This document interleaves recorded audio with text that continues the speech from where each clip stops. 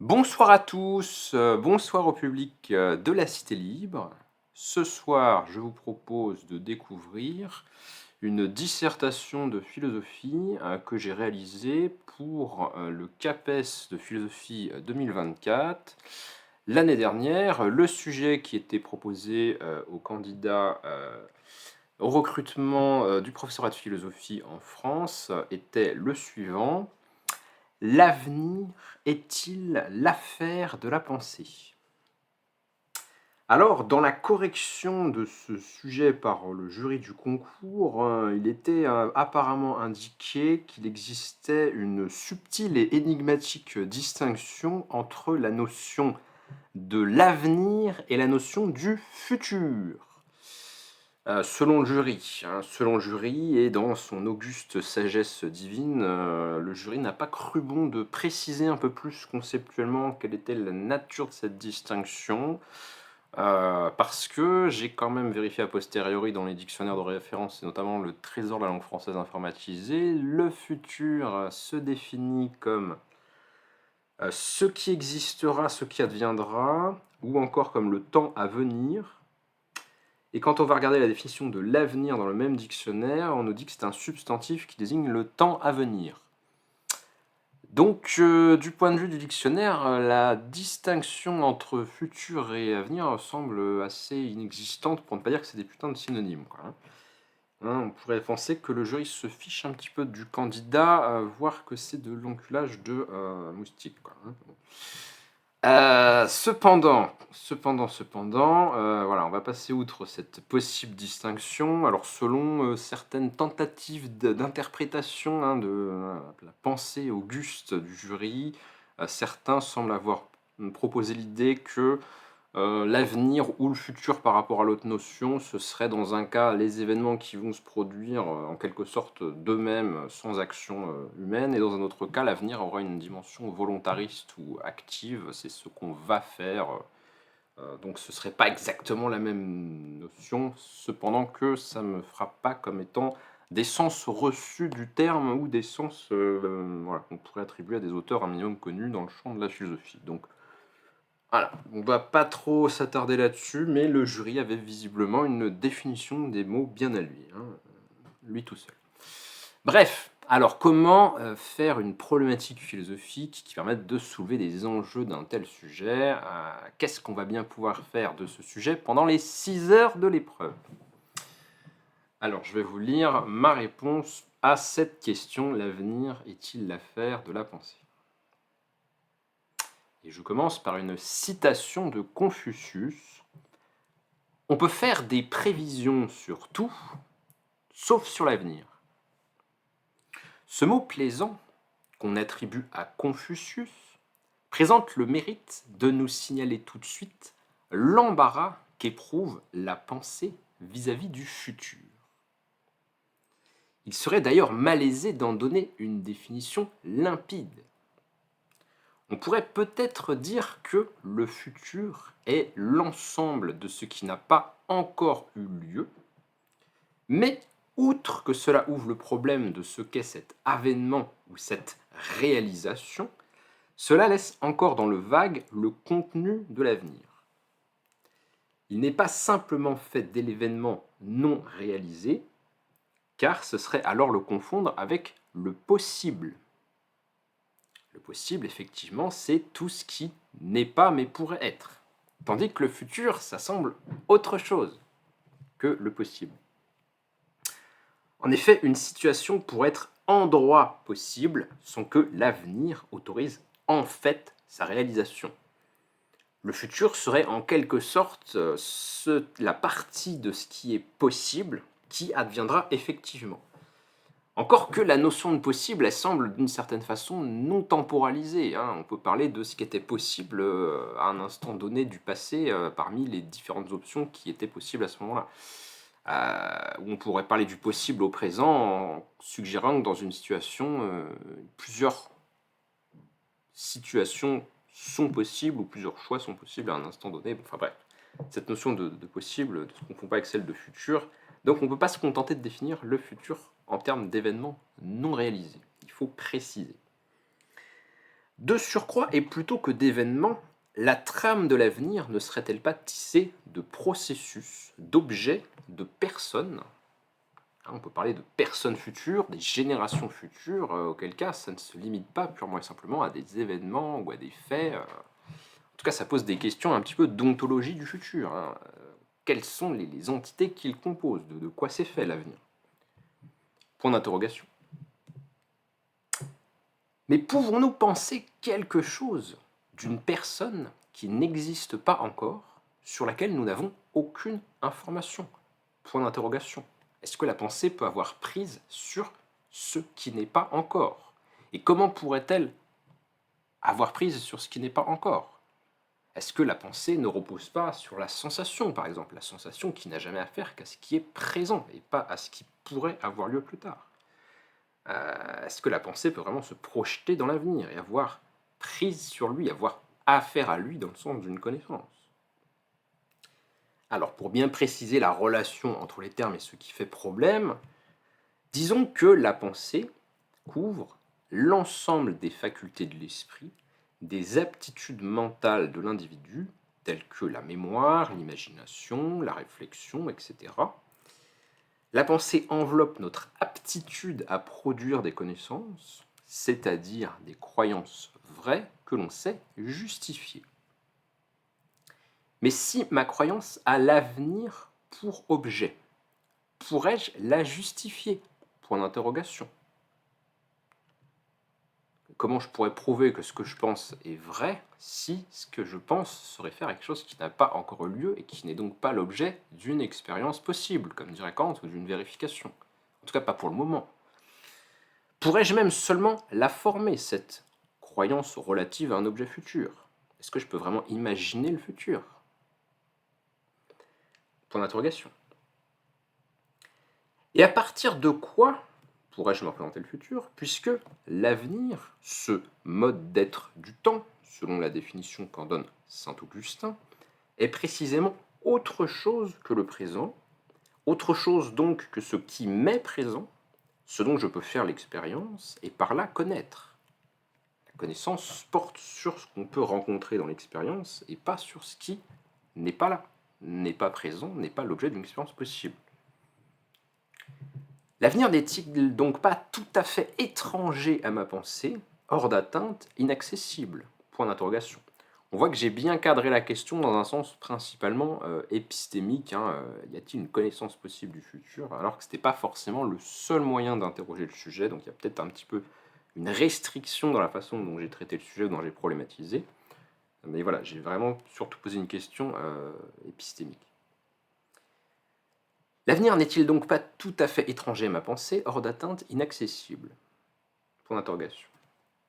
Les images aquatiques auxquelles nous sommes réduits pour le désigner, comme lorsque nous disons que le temps qui nous reste est en train de s'écouler, suggèrent bien que notre esprit a peu de prise sur cette réalité liquide, fuyante, incertaine.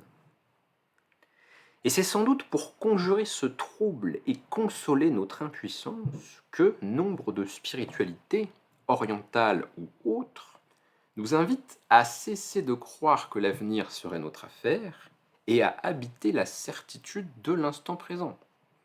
Que n'a-t-on pas entendu ça? Ce qui compte, c'est le moment présent, voire seul le moment présent existe dans les doctrines métaphysiques les plus radicales. L'avenir serait une illusion parce qu'il n'est pas là, justement. Et s'il n'est pas là, pourquoi s'en préoccuper? Et pourtant, malgré cette tentation de se désintéresser de l'avenir, qui serait non pensable, pourtant, depuis ses origines, la pensée ne cesse de donner sens et figure aux choses encore à venir.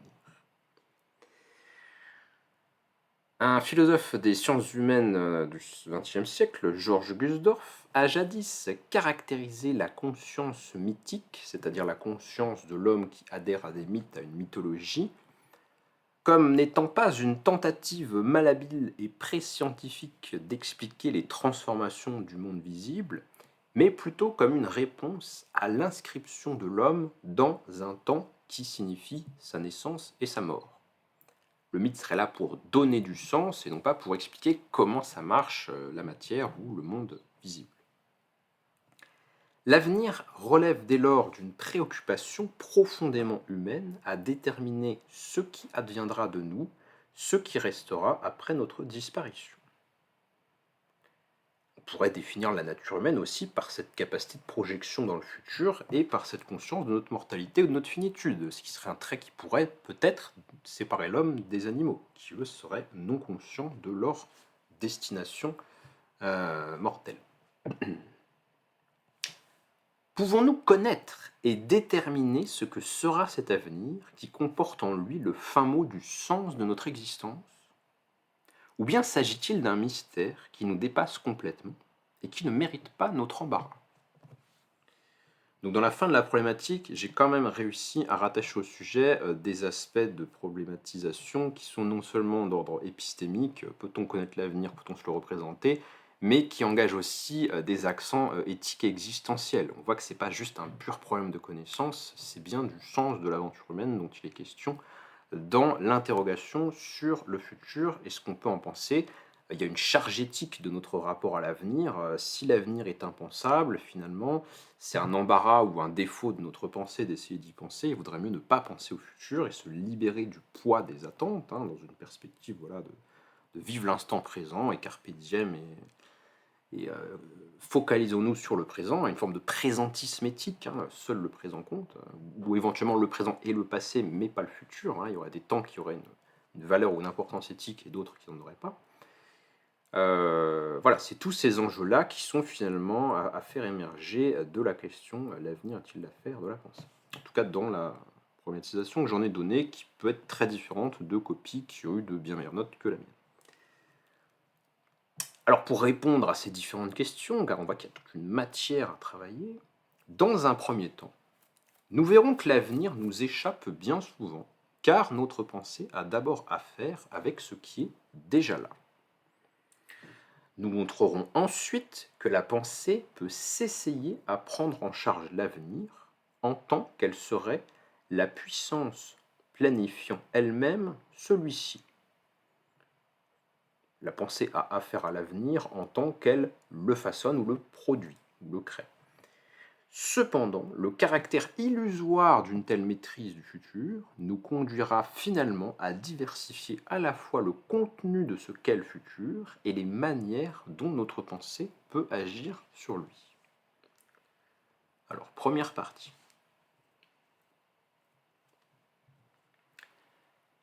Si nos idées sur l'avenir sont si souvent prises de court devant la survenue d'un événement, si nos actions nous amènent à autre chose qu'au résultat attendu, on pourrait penser au paradoxe des conséquences chez Max Weber, hein, les coordinations des interactions entre les agents produisent un résultat qui n'a été voulu comme tel par personne, et on se retrouve avec des événements qui ne sont le résultat, ne sont pas conformes aux intentions ou aux prévisions d'aucun acteur pris en particulier, ça arrive très souvent dans les affaires humaines.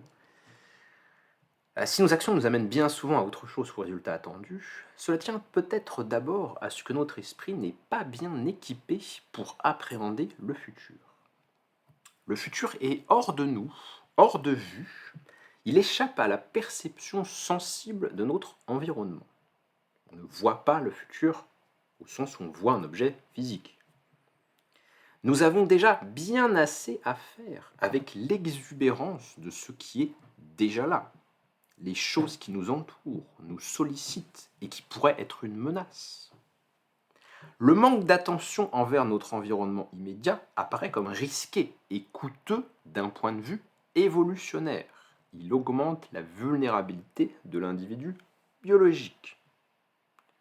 Cette perspective, donc, qui ancre l'intelligence humaine dans le moment présent et dans un souci pratique lié à l'évolution, était déjà en filigrane la conception développée par Henri Bergson au début du XXe siècle dans L'évolution créatrice. En effet, selon Bergson, l'intelligence est une faculté pratique et fonctionnelle. Elle est au service de l'utilité, de la conservation de l'individu. On est intelligent pour manipuler des objets et pour répondre à des problèmes pratiques qui engagent notre survie. Notre pensée est soumise à une sorte d'impératif de rendement Il faut agir vite, donner un sens à ce qui se présente à nous. La pensée est donc amenée à découper la réalité selon des catégories grossières, des catégories rapides, approximatives, générales. Plus on va dans la nuance et dans la subtilité pour bien distinguer les choses et éventuellement aller jusqu'au point où on se rend compte que chaque individu est un petit peu unique à sa façon, plus on perd du temps, plus c'est fatigant cognitivement, donc moins on va le faire. Pensée subtile, c'est une pensée qui a du temps et on n'en a pas d'un point de vue de l'évolution. C'est toujours un coût ou un risque de penser plus longtemps. Donc la pensée est amenée par son ancrage dans la survie biologique à découper le monde en catégories approximatives, générales et grossières. La pensée est volonté routinière, elle suit des habitudes, elle répugne à changer, quitte à méconnaître la nouveauté.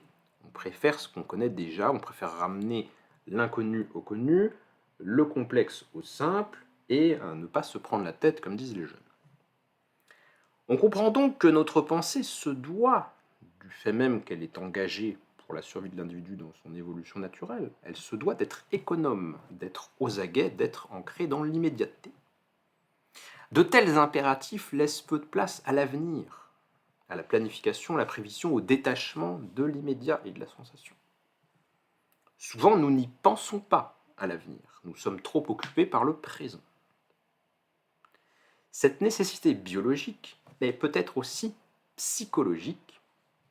Ainsi, le philosophe italien Giuseppe Renzi, dans son essai Contre le travail de 1927, a suggéré qu'une conscience trop aiguë de l'avenir serait décourageante. Focalisés sur la certitude de mourir, nous serions inhibés par un « à quoi bon » généralisé.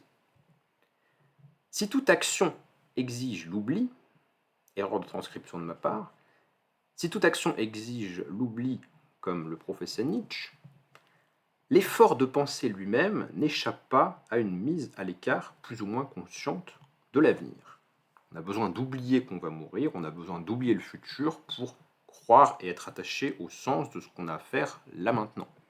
Si j'avais une conscience totalement évidente du fait qu'un jour je vais mourir, que ça m'obsédait, que ça prenait tout le champ de ma conscience, pourquoi faire une tâche quelconque, pénible ou désagréable? Est-ce que j'arriverais encore à me focaliser sur ce genre d'exigence alors que tout ça va nous mener à la mort finalement? À quoi bon? Donc nécessité de l'oubli, nécessité de se détourner finalement du futur qui pourrait nous amener à un sentiment de vanité vis-à-vis de tout ce qui pourrait être accompli par l'action.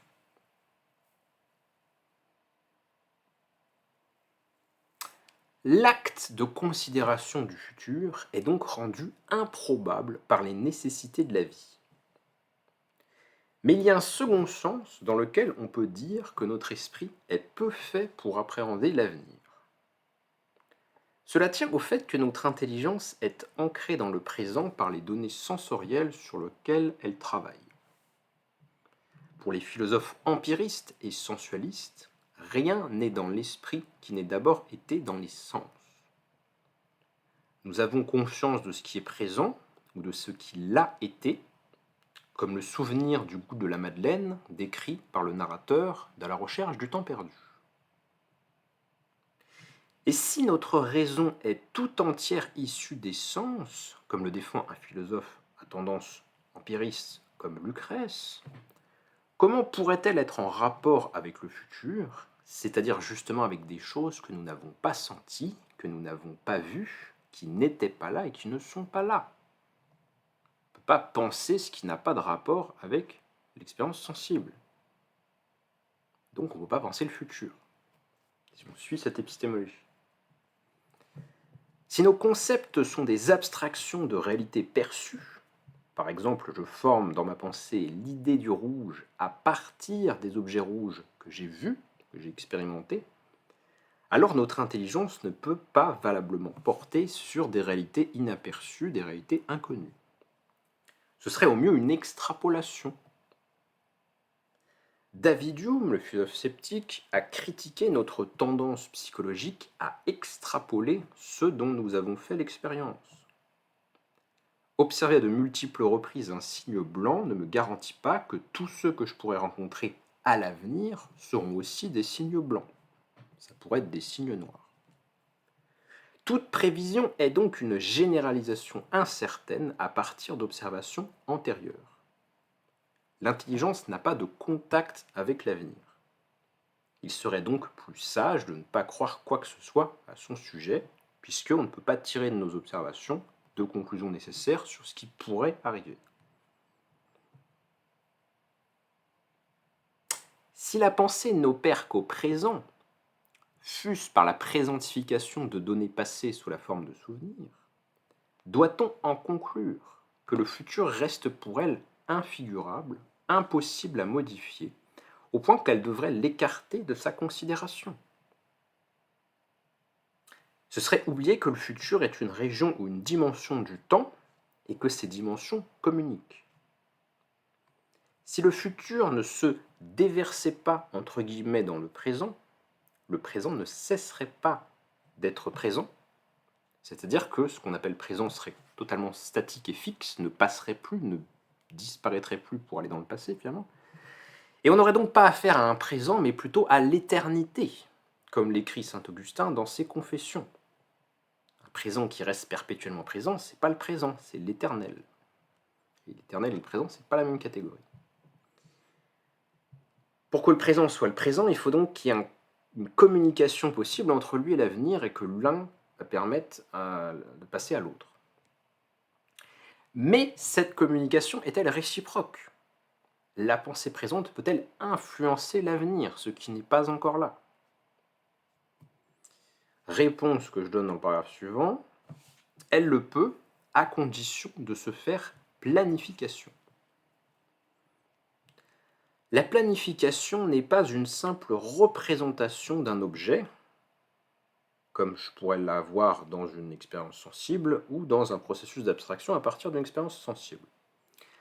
La planification, ou l'intelligence planificatrice, pourrait-on dire, suppose une volonté, c'est-à-dire un désir conscient et accepté de faire advenir, par une série ordonnée d'actions, l'objet initialement conçu.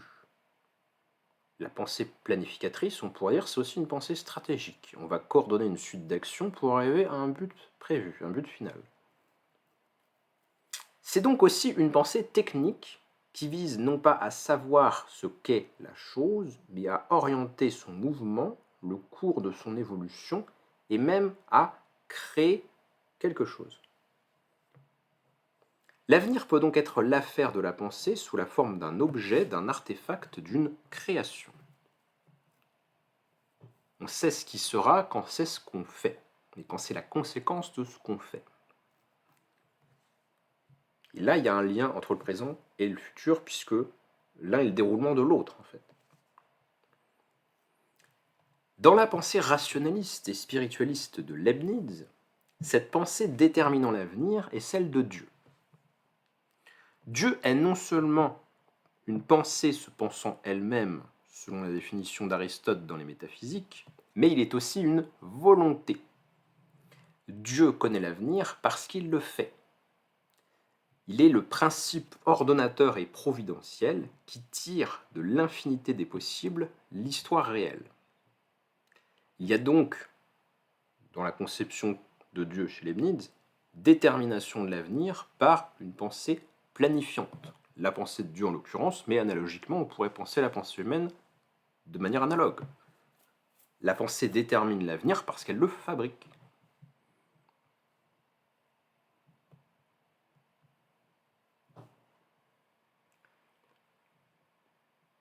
Moyennant son apparente laïcisation, ce rationalisme donc qu'on trouve déjà chez Leibniz marque l'ambition moderne de faire de l'avenir notre affaire, ce qui pourrait être une séparation finalement entre une pensée moderne et une pensée traditionnelle, ou une pensée prémoderne, une pensée qui considère que l'avenir finalement ne dépend pas de l'action humaine, parce que voilà, il est entre les mains de forces qui nous dépassent, ou parce que le hasard règne sur le monde, ou que tout n'est que chaos. Voilà.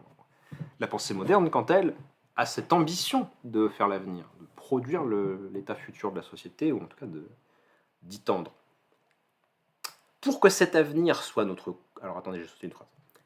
Donc, moyennant son apparente laïcisation, ce rationalisme marque l'ambition moderne de faire de l'avenir notre affaire, un avenir plus humain, un progrès.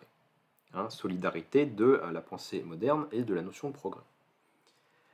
Pour que cet avenir soit à notre convenance, il faut que nous le fabriquions nous-mêmes. Ce sera un avenir humain que si c'est des humains qui le font pour les humains, finalement, humanisme,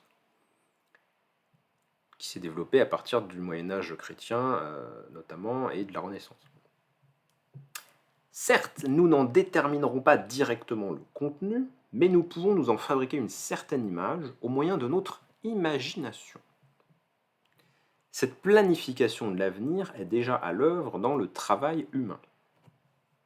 Dans le Capital, Karl Marx distingue le travail humain du simple effort vital de l'animal.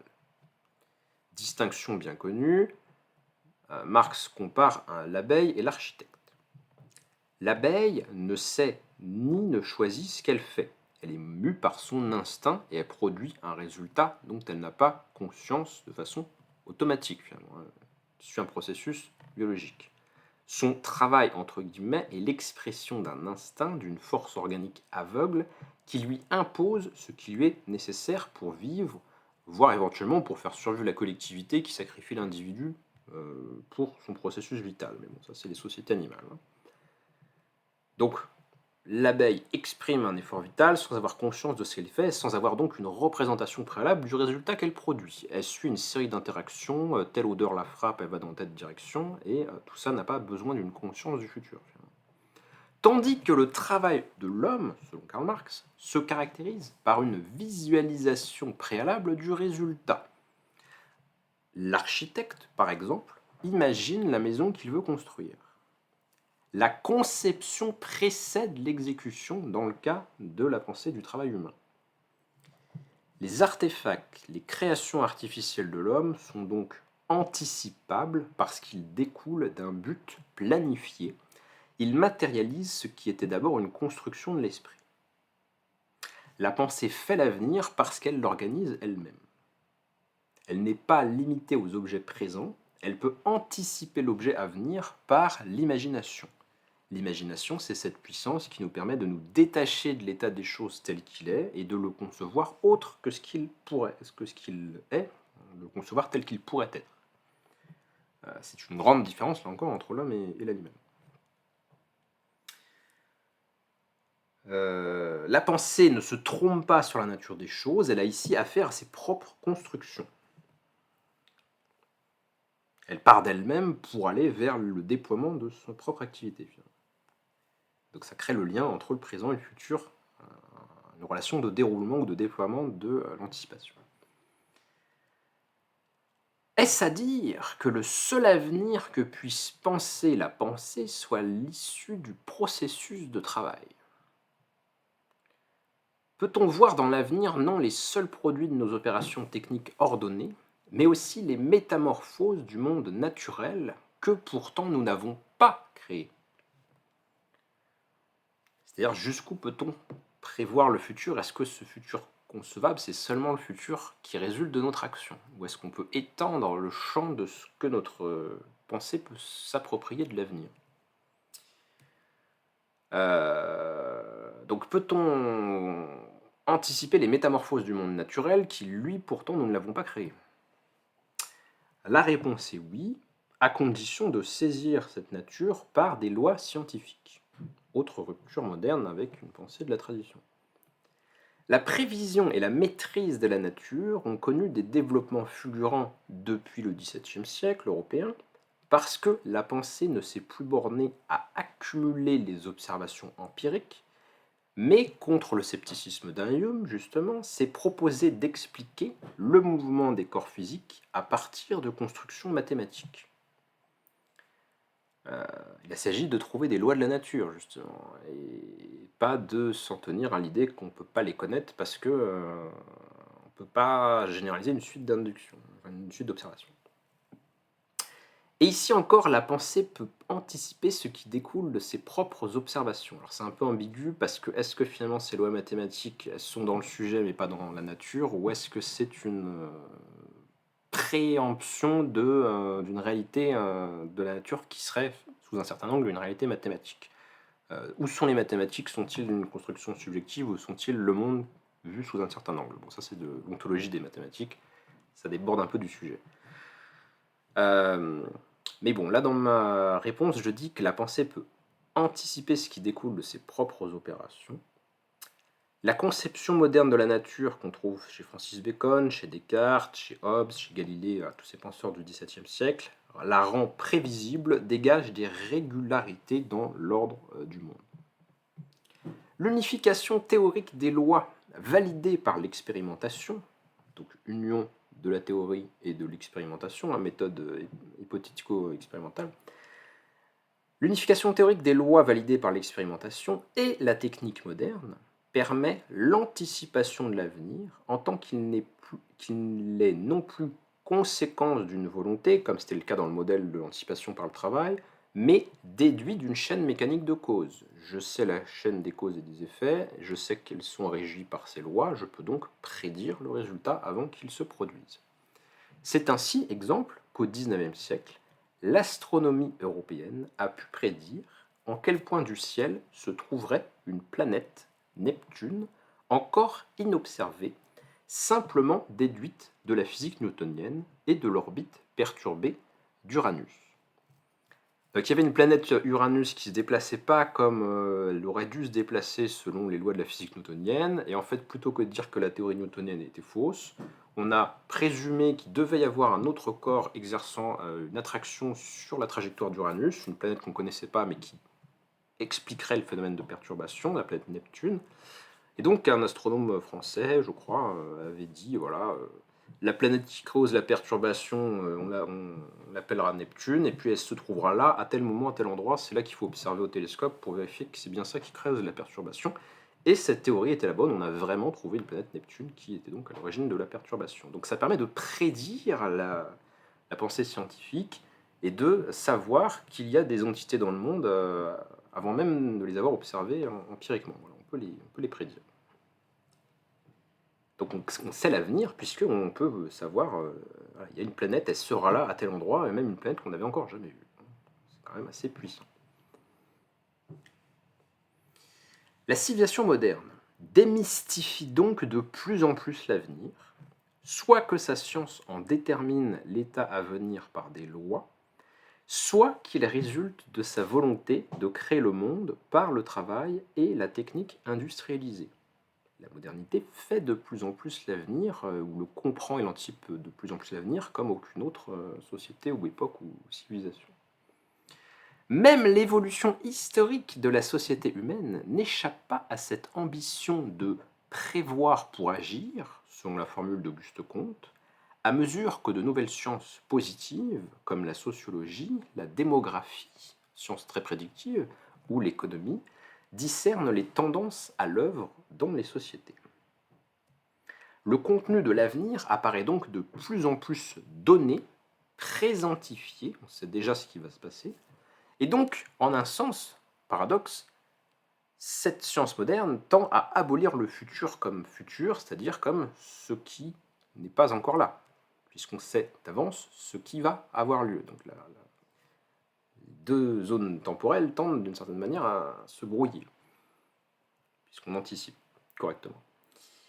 Donc en un sens, ça abolit le futur à mesure que l'histoire humaine est conçue comme une activité de production, on fait le futur, comme le diagnostiquait Hannah Arendt dans La crise de la culture, rédigée au milieu du XXe siècle. L'histoire humaine tend à être conçue comme un processus de production, un processus dont on peut même voir la fin, ou anticiper comment ça va se finir. La prétention à faire l'avenir, et de part en part, et sans aucune perturbation résiduelle, a connu son paroxysme dans les idéologies des régimes totalitaires du XXe siècle, sciences marxistes-léninistes de l'histoire en URSS, loi biologique de la société sous le Troisième Reich. Dans ces systèmes totalitaires, une prévision absolue de l'avenir, et sinon rendue possible, en tout cas à l'essai, par la médiation d'un pouvoir absolu. Si j'ai un pouvoir absolu sur le monde, je sais déjà ce que sera le futur. C'est la situation de Dieu si on en revient au rationalisme de Leibniz du XVIIe siècle.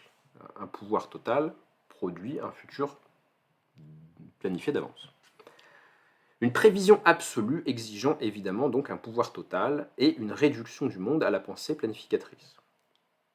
Donc d'un certain côté, les régimes totalitaires du XXe siècle, et peut-être plus encore l'URSS que le Troisième Reich, sont l'aboutissement d'une certaine forme de pensée moderne, rationaliste, qui cherche à maîtriser le futur à partir de la connaissance scientifique des lois de la nature et de la société, s'il y a des lois de la société, et la technique et le travail moderne en tant que force qui produisent le monde avant qu'il se soit manifesté à nous. On fait le futur parce qu'on a de la puissance sur le monde. Finalement. La prétention démiurgique des totalitarismes pourrait être l'indice que les sociétés modernes n'ont pas pleinement rompu avec des schémas de pensée métaphysiques. Car ce modèle de l'esprit qui fait le futur grâce à sa puissance, c'est bien le modèle du Dieu qui connaît d'avance le futur et qui déploie son action dans un plan providentiel du monde. La pensée façonnant l'avenir du monde n'est plus celle de Dieu, mais celle de l'homme, ou du moins d'une certaine élite d'experts voués à la gestion technocratique du monde.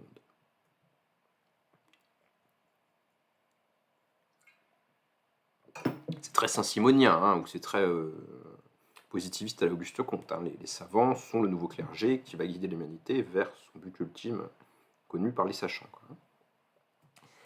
L'avenir apparaît alors dépouillé de son être, éviscéré, réduit à une continuation de ce qui se fait, de ce qui a été décidé. L'avenir, c'est ce qui va avoir lieu parce qu'on l'a choisi. On va le faire. Ce n'est plus les limites de notre esprit qui empêchent de le discerner, c'est qu'il disparaît à mesure que la société est gagnée par un rationalisme volontariste. Tout a une cause, et tout doit advenir pour faire avancer un but décidé d'avance.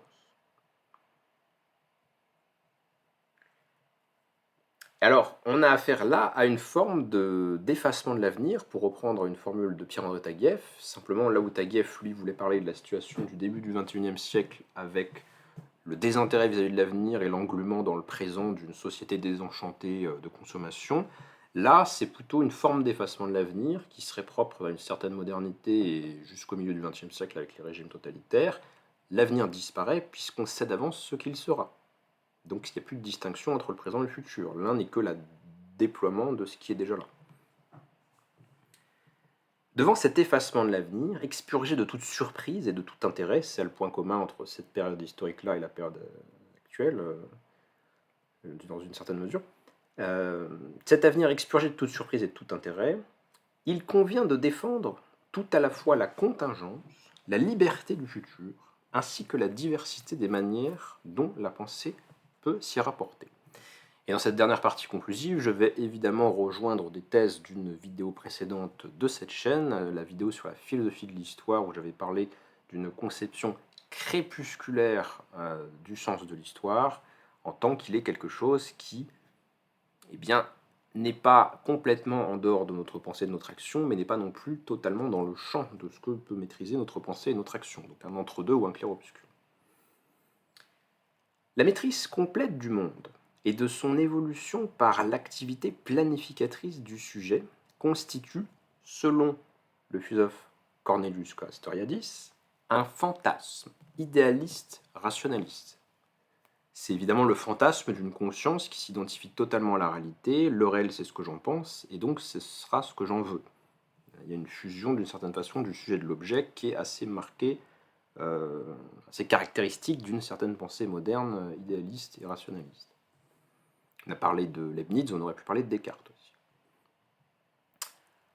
Or, si on est matérialiste notamment, ou même simplement réaliste au sens aristotélicien, le monde excède ma pensée. Le monde ne peut pas être réduit à ce que j'en pense ou à ce que je planifie. Le monde excède ma pensée. Le monde ne se confond pas avec ce que je décide d'en penser. Je ne suis pas un hélicoptère si je l'ai décrété. Le monde excède ce que j'en pense. Le monde ne se confond pas avec ce que je décide d'en penser, donc réalisme ontologique. Entre parenthèses, preuve qu'il en est bien ainsi, faute de quoi l'expérience de l'insatisfaction n'existerait pas. Si le solipsisme ou l'idéalisme subjectif était vrai, si le monde c'est moi, je vois pas pourquoi je pourrais être insatisfait d'une situation quelconque. Rien ne me résisterait, rien ne me serait extérieur et contraignant ou ne serait pas tel que je le veux. La psyché baignerait alors dans un narcissisme complet et ne se déterminerait à aucune action, puisque je ne peux pas être frustré de quoi que ce soit ou désirer un autre état que celui où je suis déjà omnipotent et où le monde entier n'est que le reflet de moi-même. Donc, objectivité, réalisme ontologique, existence de ce qui excède la psyché, il s'ensuit que le monde et l'avenir du monde, par extension, ne sera jamais totalement ce que je peux en penser ou ce que je peux vouloir à son sujet. Il faut admettre une certaine finitude, enfin, ou non-omnipotence, hein, c'est quand même pas non plus un coup philosophique ou théorique exorbitant à admettre, hein, mais voilà, on n'est pas omnipotent et le monde ne se confond pas avec nous. L'avenir, donc, nous échappe forcément en partie, il échappe forcément à la pensée. Ce caractère non maîtrisable de l'avenir tient premièrement de l'irréductibilité de la pensée à la pensée consciente et rationnelle. Ça, c'est une distinction qu'on n'avait pas encore introduite à ce moment-là de l'exposé. En effet, ce que je pense ne se réduit pas à ma pensée consciente et rationnelle, cette pensée d'ingénieur et de planificateur qui est voilà, au cœur d'une certaine modernité triomphante à la Descartes ou à Auguste Comte, une modernité sûre d'elle-même et dominatrice, une modernité un petit peu unilatérale ou modernisatrice, pourrait-on dire. Pourtant, la psyché est plus complexe que cette représentation simpliste et cartésienne. Le sujet possède des désirs et des représentations dont il n'a jamais, totalement en tout cas, une conscience claire et distincte. Il faudrait plus admettre une psyché un peu à la Nietzsche ou un peu à la Freud, en tout cas, avec un inconscient et avec des forces qui échappent à la maîtrise ou à la conscience. L'inconscient rend donc le sujet en partie aveugle sur son propre avenir. Je ne sais pas ce que je serai, puisque je n'ai pas une conscience totale de moi-même, puisqu'il n'est pas transparent pour sa propre pensée. Cette ignorance de soi est redoublée par les problèmes que pose la compréhension d'autrui. Non seulement je ne peux pas faire totalement l'avenir, puisque je ne me sais pas moi-même dans ce que je veux ou dans ce que je suis, mais ce qu'est autrui reste en partie toujours une énigme et un obstacle qui limite ma capacité de planifier le futur. De plus, la pensée humaine, on en avait déjà un peu parlé avec Marx et la distinction entre l'action travail humain et activité animale. De plus, la pensée humaine possède une faculté imaginative. Or, une dimension de l'imagination qu'on n'a pas encore travaillé dans l'exposé, c'est que l'imagination rend possible la conscience anticipante. La conscience anticipante, c'est-à-dire la capacité d'imaginer quelque chose qui n'existait pas jusque-là, mais qui pourrait advenir. C'est l'imagination tournée vers l'avenir, finalement, l'imagination qui contemple le possible ou les possibles advenirs, hein, les advenirs possibles ou les futurs possibles, pourrait-on dire. Et donc elle fragmente ou elle démultiplie ce futur en plusieurs futurs possibles. La conscience anticipante donc nous fait entrevoir des préfigurations de ce qui pourrait être, mais qui ne sera pas forcément, puisque ça dépend des interactions entre les individus dont les résultats restent incertains. Mais en plus, et a fortiori parce que le sujet n'est pas transparent lui-même. La pensée peut alors, donc avec sa dimension imaginative, contribuer à rendre le futur imprévisible, précisément parce qu'elle en suscite plusieurs. Je peux m'imaginer plusieurs futurs et changer de conception du futur plusieurs fois par jour, et vous aussi. Donc finalement, on a tout un enchevêtrement de futurs possibles. La pensée imaginative démultiplie les avenirs possibles, elle suscite des alternatives.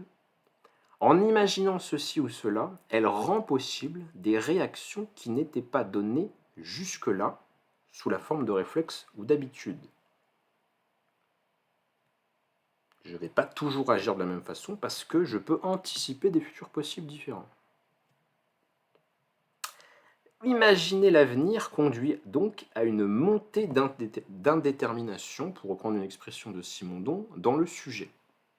Le sujet gagne en indétermination, c'est-à-dire que ses possibilités deviennent plus riches. Il peut prendre plus de directions différentes, et c'est là encore quelque chose qui marque fortement la distinction de l'homme et de l'animal, ou de la nature inerte et de l'homme. On lâche un caillou, il tombe dans le champ gravitationnel, on jette un caillou sur l'homme, il y a autant de réactions possibles qu'il y a d'hommes, et le même homme à deux moments différents, il peut réagir de manière différente quand on lui jette le caillou dessus. Donc, indétermination croissante. Le fait que l'individu se représente différents futurs possibles fait varier les probabilités de réalisation de quelque futur déterminé que ce soit. Comme le contenu des rêves éveillés qu'analyse Ernst Bloch, philosophe marxiste allemand et théoricien justement de la conscience anticipante, la conscience qui préfigure des avenirs possibles, comme le contenu des rêves éveillés qu'analyse Ernst Bloch dans le Principe Espérance, sont des rêves donc d'avenir qui sont d'ordre qualitatif et partiellement opaques au sujet lui-même, il s'ensuit qu'aucune puissance de calcul, aucune intelligence humaine ou artificielle ne pourra saisir et utiliser ces données pour déterminer un futur inéluctable. Il n'y a pas de calcul possible de ce que sera l'avenir, en tout cas pas de manière absolue, parce que dans le sujet et dans les ombres et les parties les moins claires de sa psyché, gît une puissance ou un potentiel d'imagination de différents futurs qui rend le comportement humain profondément imprévisible. Tous ces éléments donc font obstacle à tout fantasme rationaliste de maîtrise de l'avenir, et on arrive donc à une conclusion nuancée sur la question de savoir si l'avenir peut être l'affaire de la pensée. Si le futur est partiellement saisissable en tant qu'il découle de lois naturelles ou de nos propres projets, je sais quand même un petit peu ce que sera le futur en tant qu'il sera la continuité de certains processus actuels et ou en tant qu'il sera le résultat de mon action ou de l'action anticipable d'autrui. Cependant, l'avenir reste fondamentalement insaisissable. Il y a toujours une limite à la prévision et à la compréhension rationnelle des événements. Aucune planification rationnelle ne pourra le restreindre à un chemin saisi d'avance. Il y a donc bien une dimension crépusculaire, comme je l'avais proposé dans ma vidéo de philosophie de l'histoire. Quand on est face à l'avenir, on est comme face à un paysage au crépuscule. Certaines choses sont visibles, d'autres restent cachées, et il ne peut pas en être autrement compte tenu des différents éléments qui composent la nature humaine. Je vous remercie.